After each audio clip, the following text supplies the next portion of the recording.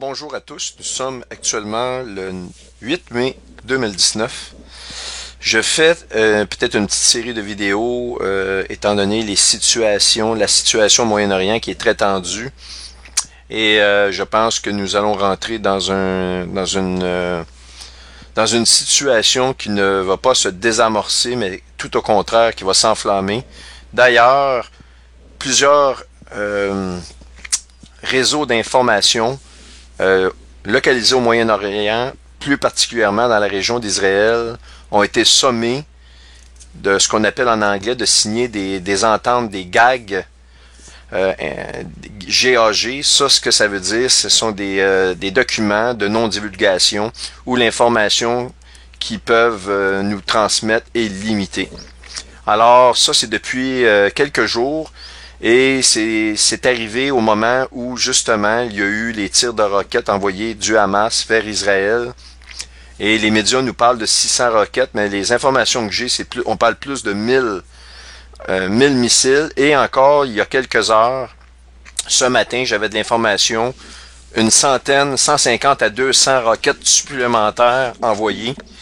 Et je n'ai pas été vérifié dernièrement, d'ici une heure ou deux, s'il y avait encore d'autres roquettes, mais il est clair que il y avait une opération militaire de terre, l'invasion de Gaza par les Israéliens, l'armée israélienne, qui était proposée, qui a débuté. Il y a eu même 4 soldats israéliens qui ont été tués dans cet affrontement-là. Mais il y a eu comme un genre de cessez-le-feu qui n'a pas été totalement confirmé. Mais il y a eu un désamorçage si vous voulez, des opérations à ce niveau-là.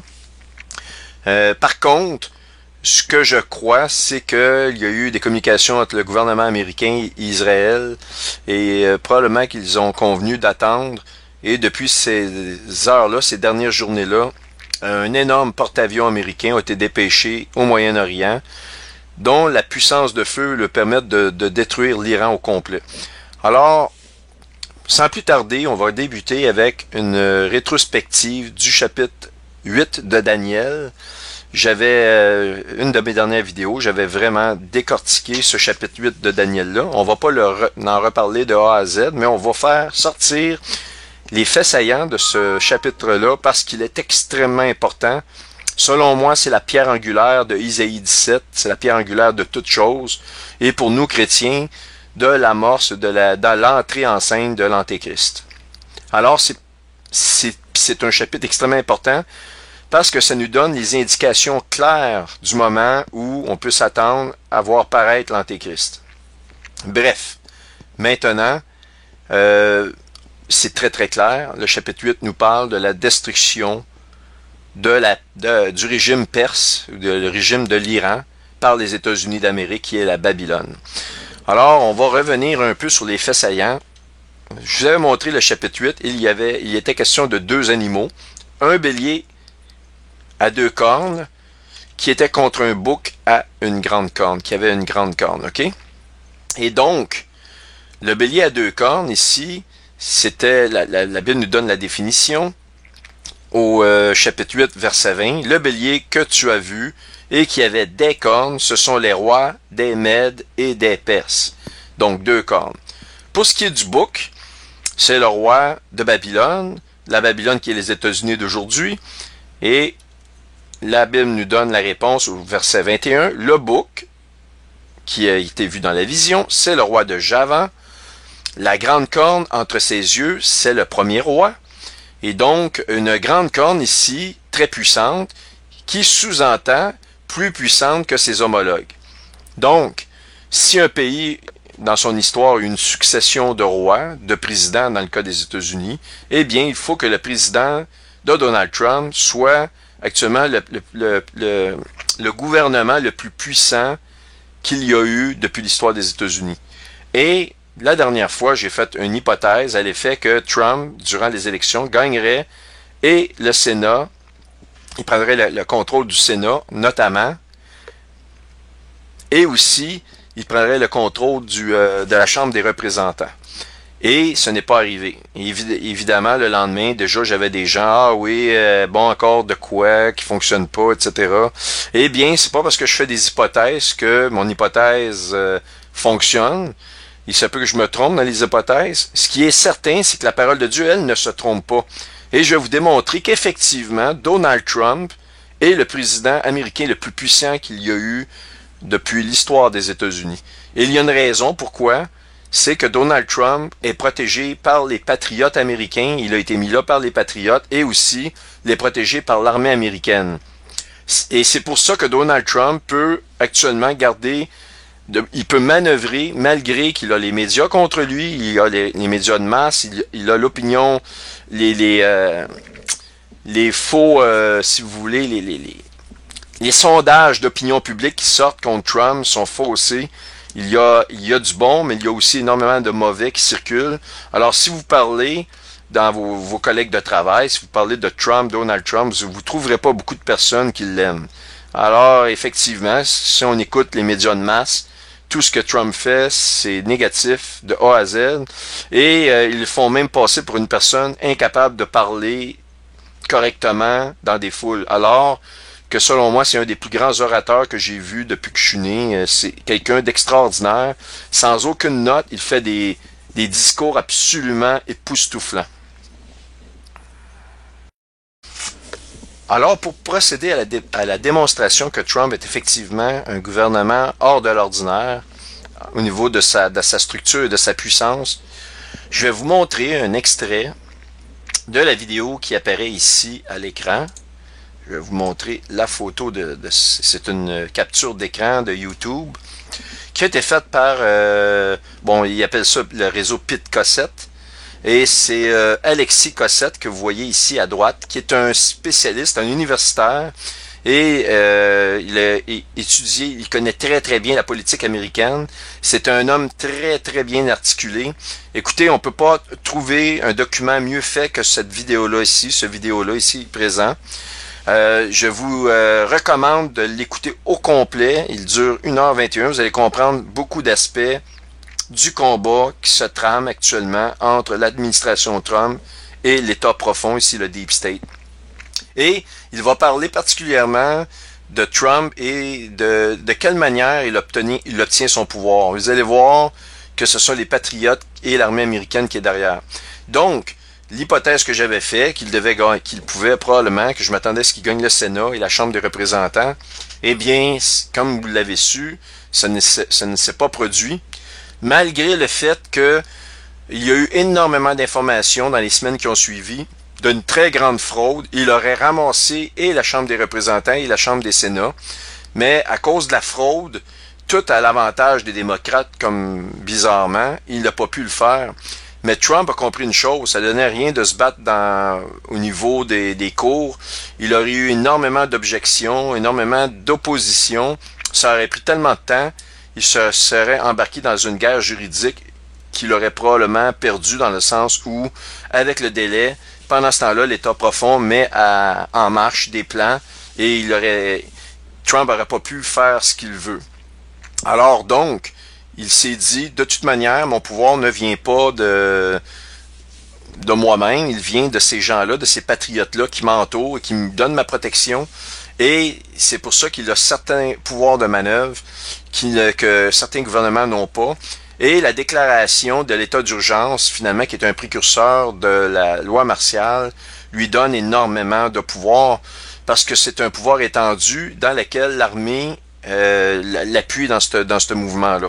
Donc, je vous donne un extrait de quelques minutes de cette vidéo-là, mais je vais vous mettre dans la descriptif l'original pour que vous puissiez aller la voir.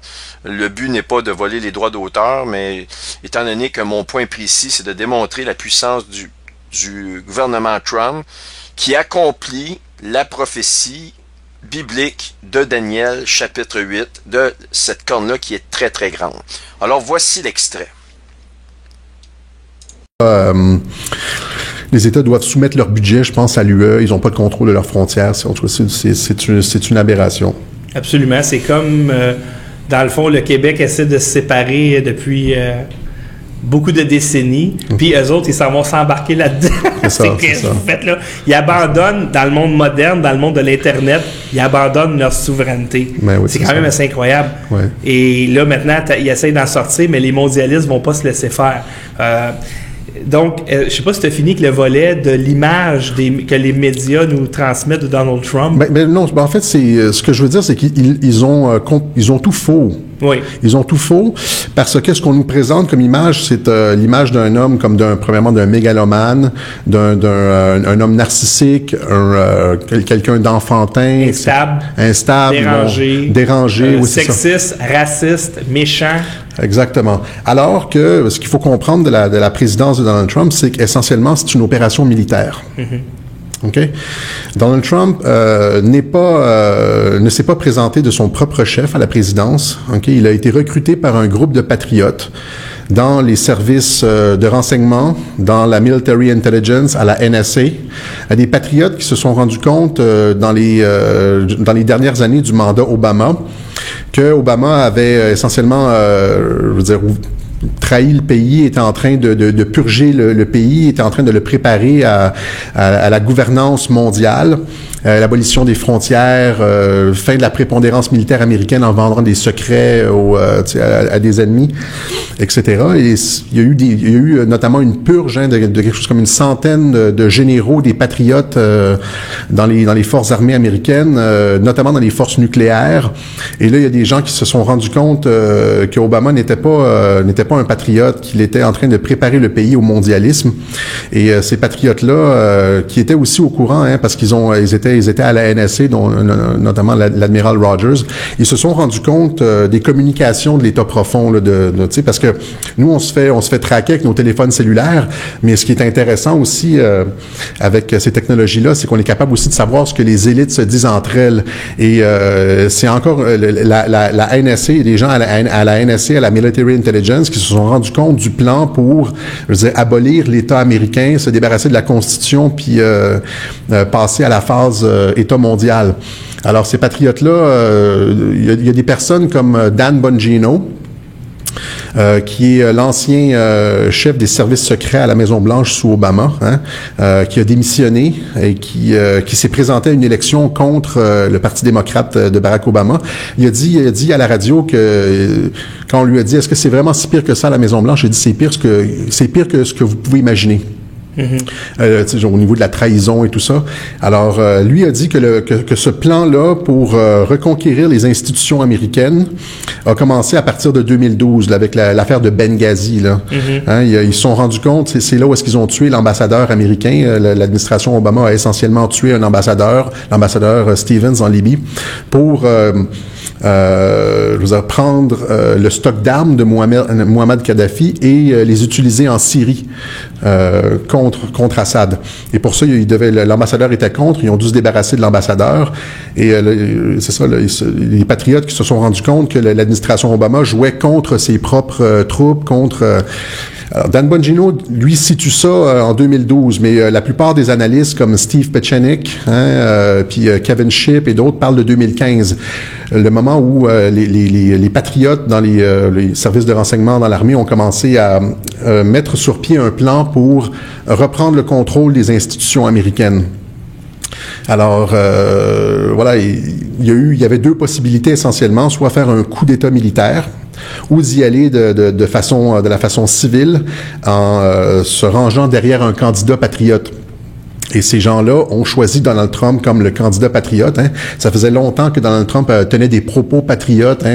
T'as vu ces trucs à Oprah, il disait « Je t'écœurais que notre pays se fasse fourrer avec depuis les années 80 que vraiment on dit « Hey, Donald Trump, peut-être qu'un jour tu devrais te présenter à la présidence. » Puis il y a beaucoup de monde qui a dit ça d'Oprah Winfrey aussi. C'est ça. La gauche.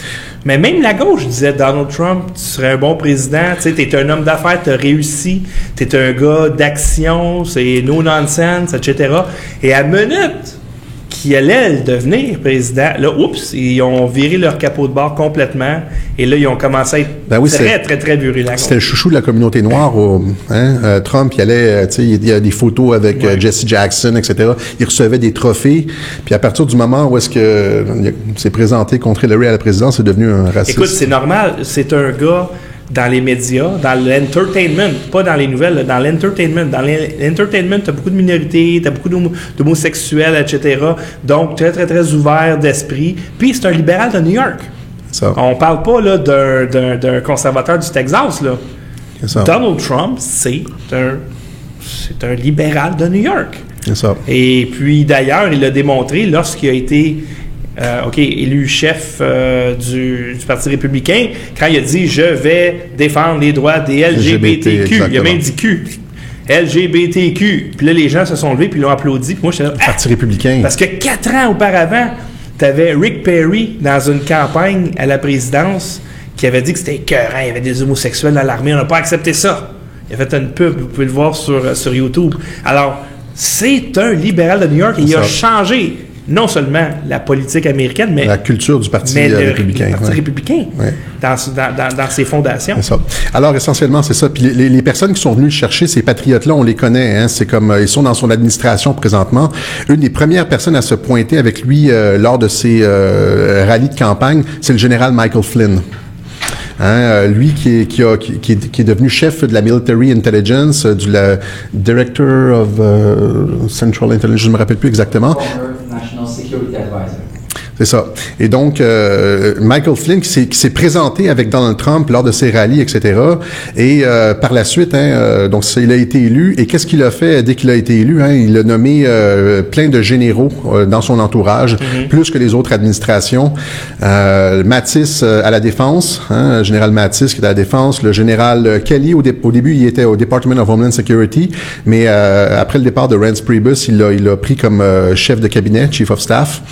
Il y en a eu d'autres. Et puis, il y a le général Dunford qui est, bon, ça c'est évident que c'est un militaire, qui est le chef d'état-major intérim. Et ce qui est particulier avec tous ces généraux-là, c'est que ce sont des Marines. Il y a une relation particulière entre le président et les Marines. Les Marines, le président a une autorité particulière sur les Marines, une autorité directe. Okay. Alors, il peut utiliser notamment, je pense, les Marines pour des opérations sur le territoire américain. OK? Et voilà, donc c'est ça. Donc, c'est essentiellement la présidence de Donald Trump. Il s'est entouré le noyau central de son administration, c'est des généraux. C'est des généraux des Marines. Et la présidence de Donald Trump doit être conçue comme une reconquête du pouvoir des institutions démocratiques américaines par les patriotes, institutions qui avaient été détournées par l'État profond, la CIA par l'État profond. On va en parler peut-être, c'est peut-être le prochain point, là, mais il y a eu ce que Steve Pieczenik a appelé un coup d'État civil sur les institutions américaines. La CIA contrôlait essentiellement les médias. Moi, j'ai toutes les preuves ici. Là, s'il y a des gens qui en doutent, on va en parler peut-être dans quelques instants. Contrôlait les médias, contrôlait une grosse partie du Congrès, du législatif, en faisant chanter les politiciens avec des dossiers salés sur eux autres, en ayant accès à l'écoute électronique et tout ça. Ils peuvent savoir si un politicien, par exemple, a eu une affaire, puis là, si tu collabores pas, on révèle ça. Quand on dit une affaire, on faisait une aventure extra-conjugale. Une aventure extra-conjugale. C'est en anglais, ça, affaire. Affaire. C'est ça. Donc, c'est ça, la CIA, l'État profond qui contrôlait donc une partie du législatif et même de l'exécutif. C'est-à-dire les personnes autour de la présidence depuis au moins George Bush sont des personnes qui travaillent qui ont été nommées par le Council on Foreign Relations. Donc c'est ça qui font partie de l'État profond.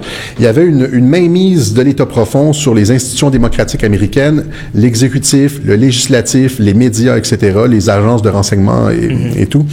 Et la présidence de Donald Trump, c'est la reconquête du pouvoir par les patriotes contre l'État profond et les forces mondialistes. Alors, Donald Trump, on s'entend, il est très à contre-courant du Parti républicain.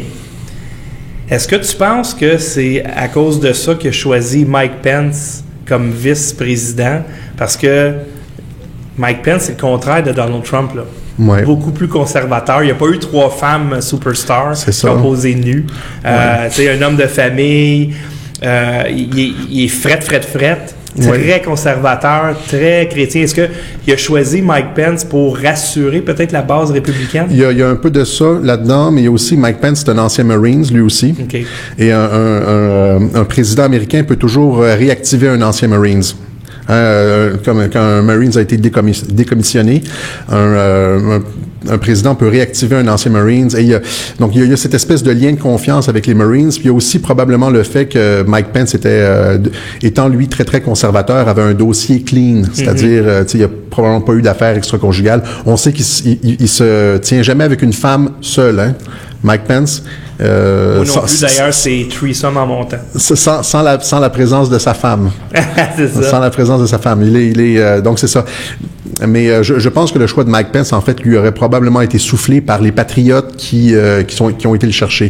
Eux ont accès à des informations, de l'écoute électronique. Ils ont probablement dit Mike Pence est un choix solide. Donc, finalement, Donald Trump, on parlait de lui comme d'un loose cannon, mais à t'entendre parler, c'était une stratégie extrêmement solide du jour 1 jusqu'à son élection. Ben en fait, comme je te dis, ça a commencé en 2015. Les Patriotes ont mis sur pied un plan de reconquête du pouvoir et de purge de l'État profond, hein, de nettoyage des institutions américaines, et ils sont venus chercher Donald Trump. Donc, le plan de nettoyage des institutions précède l'arrivée de Trump dans l'équipe. Là, je pense que on va parler de l'État profond. C'est ça. Maintenant.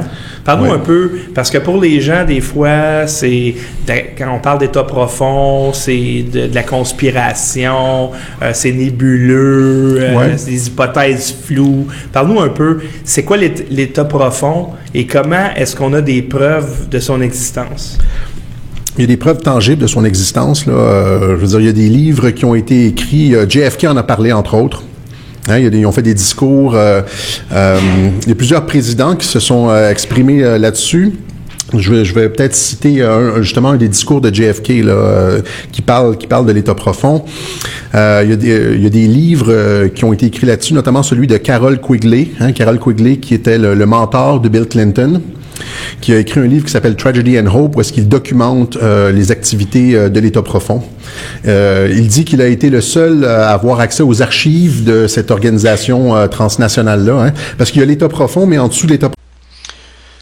Alors, comme vous pouvez le voir, vraiment intéressant ce que Alexis Cossette peut nous dire, et j'espère que vous allez avoir l'intrigue d'aller voir vraiment, d'aller consulter l'ensemble de cette vidéo-là, parce que c'est vraiment quelque chose que je vous recommande. Maintenant, on continue. Alors donc, le bouc devient très, très puissant, ou le roi de Javan, ou le roi des États-Unis. Alors donc, le roi de Javan, qui est le bouc qui vient des États-Unis, ou la Babylone des temps modernes, détruit les deux rois de Perse, le bélier, qui est le bélier, qui est représenté par le bélier, l'animal ici qu'on voit plus haut, au verset 20. Et après, cette corne-là, qui est très puissante, se brise. Et de sa destruction, l'Antéchrist va émerger. Alors, donc ici, on nous dit, le bouc devint très puissant, comme je vous l'ai montré, mais lorsqu'il fut puissant, sa grande corne se brisa. Alors, vous comprendrez que lorsque quelque chose est brisé, c'est qu'elle est détruite par une certaine force. Quelque chose ne se brise pas sans aucune raison. Alors, on ne nous dit pas qu'elle est enlevée, elle ne nous dit pas qu'elle est destituée, on nous dit qu'elle est brisée. Alors, je veux juste vous rappeler que dans les émissions des Simpsons, c'est assez intéressant, les Simpsons, parce que on nous montre deux choses intéressantes dans les Simpsons. Alors aussi, je vais vous montrer des images de Simpsons. La plupart d'entre vous le savaient déjà, mais quand même, c'est assez troublant. Dans certains cas, il semblerait que ce sont des gens qui ont réussi à prendre des bouts d'émissions mélangés et qu'il y a des trucages. Mais dans l'ensemble, ces éléments-là sont véridiques et incontournables. Alors donc ici, on voit que dans une émission des Simpsons qui a pris les premières émissions ont été mises à la télévision, je pense en 2002, donc on parle de 2002-2015, de plusieurs années, plus de 10 ans avant, et on nous prédit que Donald Trump va devenir le président des États-Unis. On voit Homer Simpson ici qui va même être surpris, et curieusement, Homer Simpson va s'opposer, va vouloir aller sauter sur le président, mais on va le voir des gens qui vont l'arrêter. Ce qui représente qu'il va y avoir une guerre médiatique, que les gens de masse vont avoir le cerveau lavé à l'effet que Trump n'est pas un bon dirigeant. On le voit ici, je vais vous laisser aller ça, cette vidéo-là, qui dure environ 15 secondes. I am officially running. Alors, il dit tout simplement, I am officially running, c'est que je suis donc le président officiel, et on voit Homer qui panique ici à la droite. Ça, c'est quelque chose d'incroyable. Ici, on voit dans une émission des Simpsons, encore une fois, le cheikh d'Arabie Saoudite ici, avec Donald Trump à sa gauche, et un autre personnage ici, on voit que c'est vraiment arrivé lorsque Donald Trump a fait sa visite officielle en Arabie Saoudite. On voit ici, vous voyez, c'est incroyable. Je veux dire, on parle d'une boule de cristal. Ils posent leurs mains, les trois personnes, exactement dans le même ordre. Je veux dire, c'est quand même quelque chose de troublant qu'on peut voir ici. Alors ici, la fameuse escalier mobile que la plupart d'entre vous avez vu lorsqu'il a gagné ses émissions. Une émission de, ils disent 2000, mais c'est peut-être 2002. Vous pouvez vérifier, mais peu importe, on parle de plus de 10 ans d'avance. On voit Donald Trump descendre, faire un signe de la main, et on le voit ici exactement de la même façon. Je veux dire, c'est quand même quelque chose, il y a trop d'éléments qui nous indiquent qu'il y a anguille sous roche. Et ça n'a pas de valeur plus que ce que je peux vous montrer là. Vous pouvez faire ce que je veux, que vous voulez de ces informations-là que je vous donne. Mais ce qui est assez troublant, c'est que dans la même émission, on voit vers la fin que Donald Trump est dans une tombe, était soit assassiné. Je n'ai pas écouté l'émission personnellement, mais il est montré étant mort dans un cercueil. Alors donc, pour en venir à la petite corne,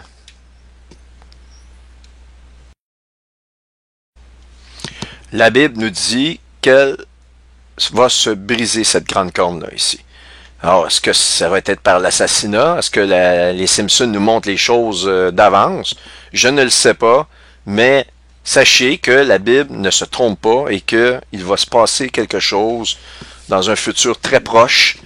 Et cet élément-là, de cette corne-là, la Bible nous en parle, elle se brise après avoir renversé le bélier qui est la Perse. Donc, les États-Unis, vous allez avoir une guerre très, très vigoureuse des États-Unis contre l'Iran. Ça va être une confrontation directe.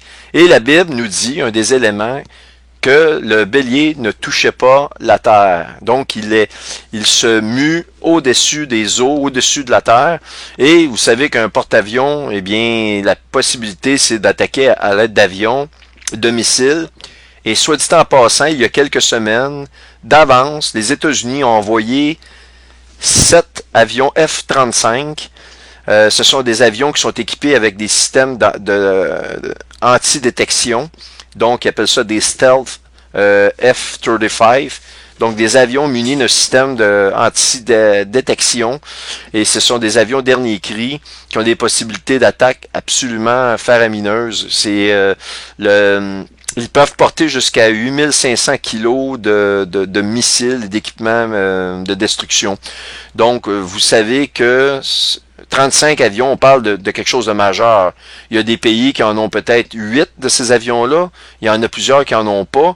Mais on parle de 35 avions de ce type-là. Et ils ont dépêché, il n'y a pas longtemps, 4 bombardiers des B-52, des bombardiers de capacité nucléaire ou capables de porter des bombes telles que la mère de toutes les bombes ou le père de toutes les bombes. Ce sont des bombes qui sont les plus puissantes bombes avant les ogives nucléaires. On parle des bombes les plus puissantes qui sont conventionnelles.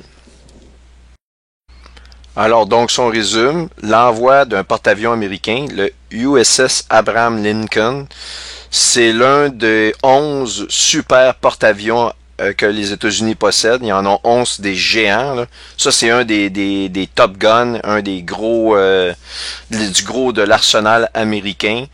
Et après ça, on a l'envoi de 4 grands bombardiers B-52 et 35 avions F-35. Donc, je vous montre ces preuves-là à l'écran brièvement. Donc, ici, j'ai pris une nouvelle en exemple, ABC News, le 7 mai. l'envoi d'un porte-avions américain au Moyen-Orient. Et il y aurait eu des fuites à l'effet que l'Iran se préparait à attaquer les forces américaines.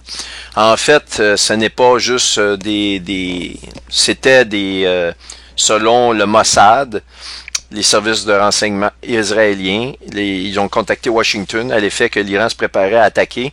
Mais j'ai des rapports depuis le 7 mai, là, des dernières heures, que il y a des mouvements de troupes majeures de l'Iran qui démontrent que la guerre est imminente. Non seulement ça, mais des déplacements de missiles balistiques, non seulement pour menacer Israël, mais aussi les pays comme l'Arabie Saoudite, le Qatar, les Émirats Arabes Unis, ces pays-là, dans lesquels ils abritent aussi des bases américaines.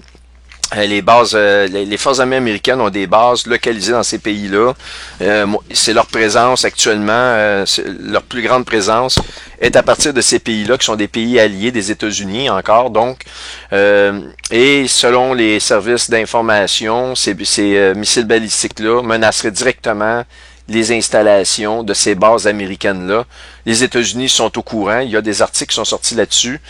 Donc, vous comprendrez que aussi, si on juxtapose ça à l'effet, je ne veux pas oublier de parler de ce point-là, c'est très important. L'année passée, Trump a mis des sanctions économiques très graves sur l'Iran, mais il a mis des passe-droits. L'Iran pouvait encore transiger avec 4 pays, dont la Chine, le pétrole, leur pétrole. C'était tout ce qu'ils pouvaient faire. Ils avaient une liste de 4-5 pays avec laquelle il était encore permis pendant un certain temps de transiger du pétrole. Mais imaginez-vous, vous êtes un pays, tout ce que vous pouvez faire, vous ne pouvez plus faire d'import ni d'export, vous ne pouvez plus faire aucun échange de monnaie. La seule chose que vous pouvez faire, c'est vendre votre pétrole, mais à un pays limité de pays. Alors, vous comprendrez que c'est pareil comme se mettre une corde au cou et fermer le nœud pour que l'air passe juste un peu pour vous donner la survie, mais si vous continuez de laisser ce nœud-là avec cette pression-là, d'ici quelques heures, votre corps va périr. C'est la mort qui vous attend, mais c'est à petit feu. Et ces passe-droits-là ont été terminés, ont pris leur fin le 1er mai.